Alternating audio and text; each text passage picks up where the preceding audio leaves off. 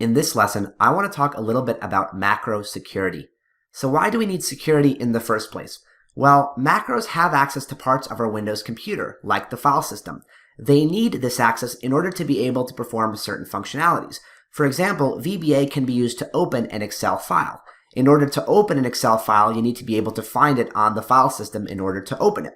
So these permissions are a good thing for us developers, but they have been exploited by malicious hackers in the past. In fact, viruses have been packaged directly within Excel macro files, and they're particularly dangerous because the user does not necessarily need to run a macro or a procedure in order for this virus to spread. A macro can automatically start running in the background when a workbook opens, which makes an Excel workbook a really dangerous way to distribute a virus, especially across multiple file systems.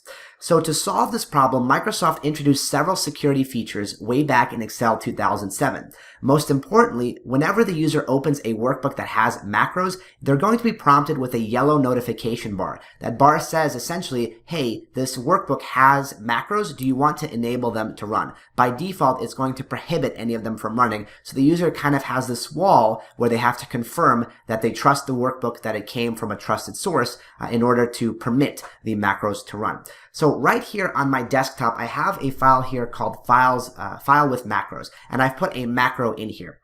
The macro doesn't really do anything important. It doesn't really matter at all what it does. As long as there's any VBA code in a workbook, we're going to see this yellow notification bar when I open the file. Let's take a look. I'm going to open Excel, and when Excel opens here it is, a yellow bar that says security warning, macros have been disabled. So macros cannot run, including those automated ones that I talked about a few moments ago.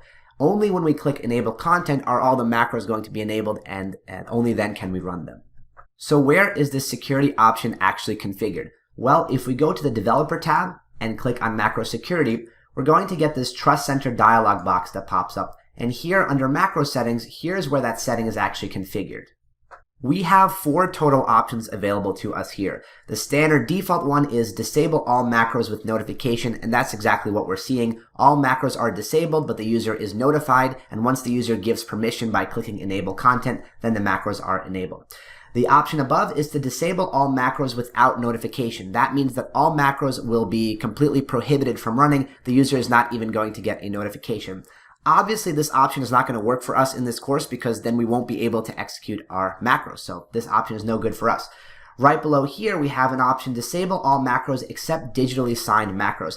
Now, this is a feature that's more designed for people, or developers rather, who like to sell their code, who like to package their VBA code in something like a plugin or an add-on to add additional functionality to Excel. What they can do is register an account with Microsoft and provide essentially a token of authenticity that whenever you open their plugin or their program, Microsoft confirms that the code has not been tampered with, that it's authentic, that the developer is a valid contributor to their program, and kind of verify it through this digital signature, if you will. Now, of course, this is too long of a process for us. We just want to start coding automatically. We don't want to register with Microsoft. We don't want to start selling our code to other people. So this option is a little bit more complex for us, and we won't need it as well. Finally, the 4th option here is to enable all macros. And immediately to the right here in parentheses, we actually have it written, not recommended, potentially dangerous code can run. So this is very dangerous because, as I mentioned, if a macro includes some kind of malicious content, it can run automatically and infect our file system. So this default option, disable all macros with notification, what we see here is what we're actually going to be keeping throughout the course. There's just one problem, and that is that it's very, very annoying.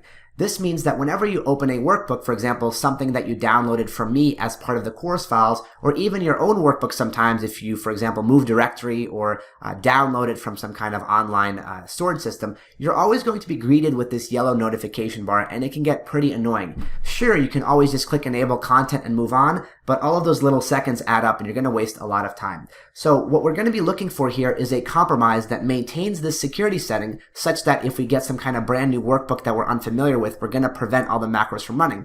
But what we also want to do as part of the compromise is ensure that we don't see this security notification bar for any one of our own files, the files that we trust. When we write our own code, we're obviously not going to put anything malicious on our own computer. So we can essentially say that we want to trust our own files. How can we do that?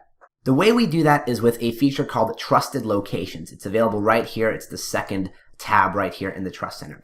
A trusted location is essentially a folder or a directory on your computer that we label as safe or trusted. So any Excel macro files or macro workbooks that we put in these locations will be trusted. And when Excel opens them, it's not going to give us this security warning. And that's a good thing, because whenever we have a file in any other folder, we're still going to get this security warning, which is a good thing. For example, our downloads folder, where we download other people's files, can always give us this reminder, because it's going to follow the regular global setting of presenting the notification. But any folders that we put here, we can put all of our macro workbook files in there, and that way we can avoid this warning and reduce all of that redundant clicking. So how can we set this up? Well, I'm going to click Add New Location here. That's going to bring up this pop-up box, and I'm then going to click Browse. That's going to bring up the standard browse view in Windows. And what I want to do here is navigate to wherever I'm going to be storing all of the course files. That includes both the files you downloaded from me and all of the files that you'll be saving yourself, because of course the best practice here, the best recommendation, is to follow along and actually write this code yourself. So what I recommend is to put all of your content just on the desktop. Here I have a sample folder called VBA course. Within it I have all of my directories that store all of the sections of the course, as well as all of the files within them. So I recommend just making a general folder on the desktop. You can call it whatever you want. I call mine VBA course, and then I'm just going to click OK. It doesn't have to be on the desktop. It doesn't have to be called VBA course. Just make sure you have one folder in a specific directory, and then you can locate it and select it. Once it's selected, you're going to see the path to it listed right here. And there's one more thing I want to check in this box, which is subfolders of this location are also trusted. What that means is that whenever we have subfolders or directories within this folder, any files within there will also be considered trusted. If we don't check this box, that only means Excel files at the top level within the actual folder are going to be the ones that are trusted, and we're going to ignore any of the files that are nested within other folders. We want to make sure that everything is covered no matter how many layers down we go, and this option will ensure that happens for us. So once that's selected, we can click OK. I can see here that that path for me has appeared here in my list. We also have the date that it was added, and now this path, this folder, is considered safe. So any Excel files that we have in there are going to be considered trusted. So when I click OK, what I can actually do is compare and contrast. Here we have an example where the notification bar is appearing, and that's because the file as it currently sits is on our desktop.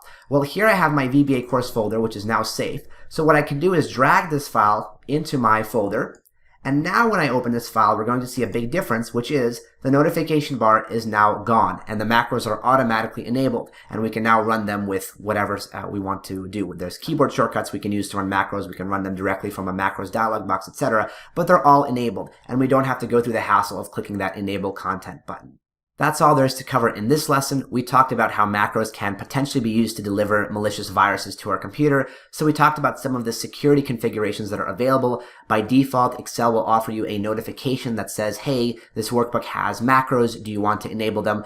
We saw that it was pretty helpful for files that we're unfamiliar with, but it's going to become a hassle throughout the course whenever we're opening our own files. So in order to find a nice compromise between security and comfort, we set up a trusted location on our computer. For me, it was the desktop. And a trusted location is just a folder that Microsoft will not worry about whenever we are opening a workbook file. It's automatically going to assume that the file is trusted, and we don't have to confirm each time we've opened the file in that folder that it's a safe and trusted file that doesn't have any bad content for us.